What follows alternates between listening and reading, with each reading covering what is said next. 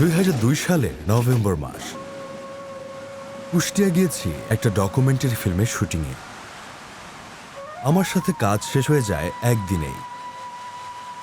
কুষ্টিয়ায় লালনের আখড়া, কিন্তু আমার কখনো দেখা হয়নি। সেই শুটিংয়ে আমার যে কাজটুকু ছিল তা শেষ হলেই আমার মাথায় লালন সাহেব ঢুকে যান।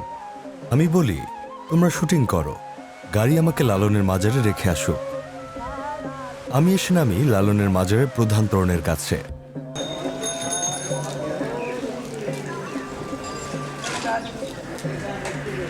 হঠাৎ লক্ষ্য করি সামনের খোলা মাঠের এক গাছের তলায় এক বাউল বসে বসে আপন মনে গান গাইছেন। তার সামনে কোনো শ্রোতা নাই। আমি ট্রাইপডে ক্যামেরা বসিয়ে স্লো জুম করি।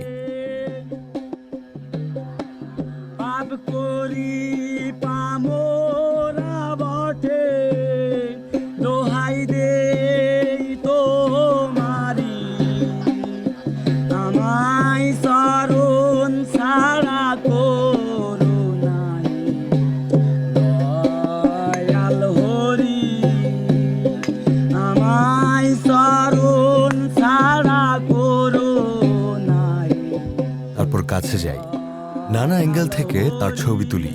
তিনি কোনো ভ্রুক্ষেপ করেন না। দয়াল সাদের দয়া হলে পারে যায় পারি। ওর কাছে গিয়ে টের পাই মাঠের ডান পাশে একটা প্রায় পাকা মঞ্চ পাতা আছে। সেই মঞ্চেও 3-4 জন বাউল গান গাইছে এবং সেই 3 জনের সামনেও কোনো দর্শক শ্রোতা নাই। মঞ্চের দিকে আমি গেলাম না। গাছতলায় একান্তে যে গান গাইছে আমি তাকে বের করতে চাই। আমায় স্মরণ ছাড়া করো নাই দয়াল হরি। আমায় স্মরণ ছাড়া করো নাই দয়াল হরি। তরুণের গান এক সময় শেষ হয়। সে চোখ তুলে দেখে আমাকে ঢাকা শহরের এক টকবগি তরুণ। আমার দৃষ্টি বিনিময় হয় তার সঙ্গে। দেখি ছেলেটি আমার চোখের দিকে তাকায় না। তাকানোর সময় তার চোখের পাতা পুরো খোলে না, তাকায় নিচের দিকে। আমি যে প্রশ্ন করি তা সব কিছুরই জবাব দিচ্ছে। এই জবাবের মধ্যে কোনো জড়তা নেই। আমি ক্যামেরা অন করি এবং তার সঙ্গে পুরো কথোপকথনটি ক্যামেরায় ধারণও করি। আমার জন্ম কুমারখালী থানায় ভালুকা গ্রামে। নাম? আমার নাম বিধান শাহ। পুরো নাম কি ছিল? আগে লিখতাম স্কুল জীবনে শ্রী বিধান কুমার বিশ্বাস। এখন আমি ফকিরি মতে এসেছি, এখন আমি বিধান শাহ দিই। এখন কি ধর্ম আপনার? আমার এখন মানব ধর্ম, লালন ফকিরের মানব ধর্ম। এই ধর্মে শুধু সত্য পথে চল, সত্য বল সুপথে চল ওরে আমার মন। মানুষ গুরু নিষ্ঠা যার, মানুষকে নিষ্ঠা হতে হবে। প্রথমে আপনি কি মনে করে এটাতে আসলেন? এটাই প্রথমে সাইজির গান শুনে মুগ্ধ হই, তারপরে গানের ভিতরে ডুবে দেখি এর ভিতরে অনেক সত্য পথ। এর ভিতরে এখানে থাকলে পারে কোনো দুনিয়ার চিন্তা ভাবনা থাকে না, আল্লাহকে উপাসনা করা যায়। আপনি কি আল্লাহ মানেন? হ্যাঁ, আল্লাহকে? উনি নিরাকারে আছেন, আকারেও ধরেন। আল্লাহ সম্পর্কে আল্লাহ উনি লালন সাইজি অনেক বিবরণ দিয়ে গেছে। মানবের মানে আল্লাহর রূপ কী রূপে আল্লাহ এই দুনিয়ায় অবতার, সে ধরনের ধারণা দিয়ে গেছে। সেগুলো গুরুর মাধ্যমে জানতে হয়। আপনি কি গুরু ধরেছেন? হ্যাঁ। আপনার গুরুর নাম কি? আমার গুরুর নাম হুমায়ুন শাহ। হুমায়ুন শাহ। উনি থাকেন কোথায়? উনি নরসিংদী খানাবাড়ি থাকেন। ওনাকে ধরলেন কিভাবে? উনি এখানে আসেন প্রতি বছরে 2 বার অনুষ্ঠানে। আপনি কি করতেন এখানে আসার আগে? আমি আসার আগে টেইলারিং কাজ করতাম। তো টেলারিং ছেড়ে দিয়েছেন? হ্যাঁ, এখন আর ভালো লাগে না ওটা। এখন কি করতে চান? এখন শুধু আমি সাইজির গান বাজনা করি, সাইজির কালাম বলে। আগেকার মানুষ বলতো কালাম, এখন অনেকেই গান বলে। কালাম বলাটাই উত্তম আমাদেরকে। এর জন্য আপনার কোনো অসুবিধা হয়েছে পরিবারে? পরিবারে বিশেষ অসুবিধা হয় না, মায়া মমতার ব্যাপার তো। মা বাড়ি থাকতে বলে অনেক সময় যে তুমি বাড়ি থেকে সাধনা করো, কিন্তু বাড়ি থেকে এই ভাব সঙ্গীত সাধনা করা সম্ভব হয় না। এটা সাধু সঙ্গের মাধ্যমেই করতে হয়। আমি যেমন সাইজির মাজারে থাকি, আমার মতো বাউল বেশি মানে ঘর বাড়ি ছাড়িয়ে কম থাকে। আমি তো বেশিরভাগই আমি থাকি এখানে লালন সাইজির মাজারে। এখানে আপনার কোনো ঘর নাই? না, আপনার ঘর কোথায়? আমার ঘর ওই যে বিল্ডিং, এখনো বিল্ডিংয়ের নিচেই লালন সাইজির জায়গায় আমাদের ঘর না হলেও চলে। সাধনা ক্ষেত্রে গাছতলা হলেই ভালো। আপনি কি সাধনা করেন মনে করেন?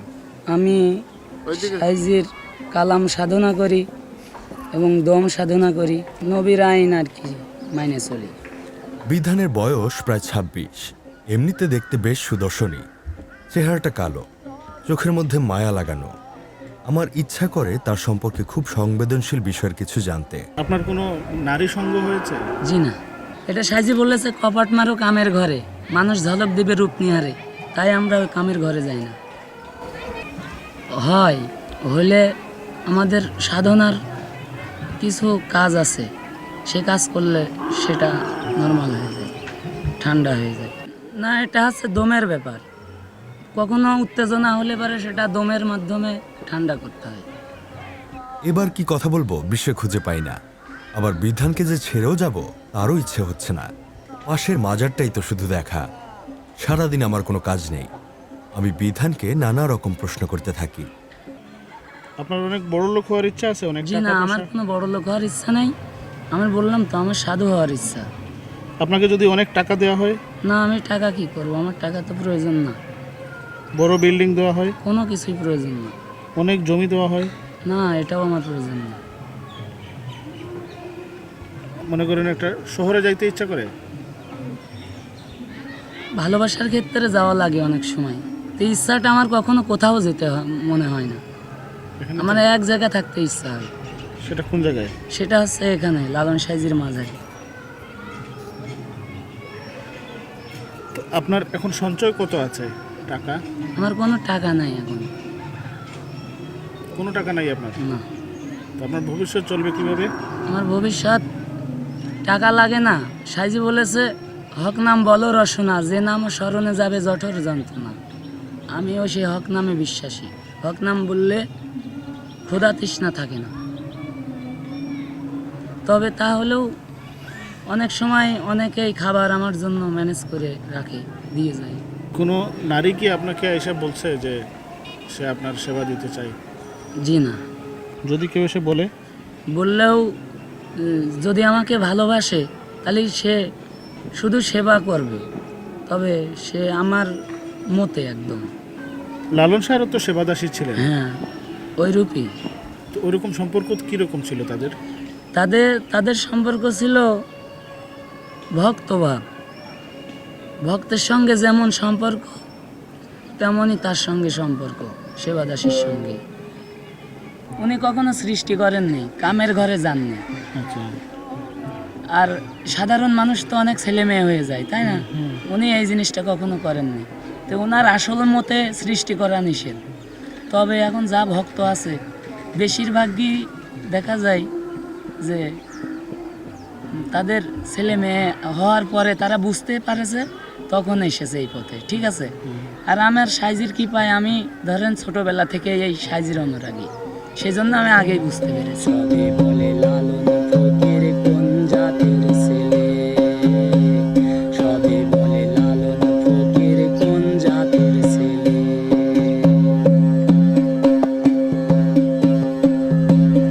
হয় কেমনে জাতের প্রমাণ, হিন্দু বৌদ্ধ যৌবন খ্রিস্টান। হয় কেমনে জাতের প্রমাণ, হিন্দু বৌদ্ধ যৌবন খ্রিস্টান। জাত বলিতে কি হয় বিধান শাস্ত্র খুঁজিলে। লোকে বলে লালন ফকির কোন জাতের ছেলে, লোকে বলে লালন ফকির কোন জাতের ছেলে। বেলা অনেক হলো। বিধান তার একতারা গুটিয়ে একটা ঝোলার মধ্যে নিয়ে নেয়, বলে এখন একটু অন্ন সেবা করব। বুঝতে পারি লাঞ্চ টাইম হয়েছে। আমিও ক্যামেরা গুটিয়ে ধীরে ধীরে আখড়ার দিকে চলে আসি।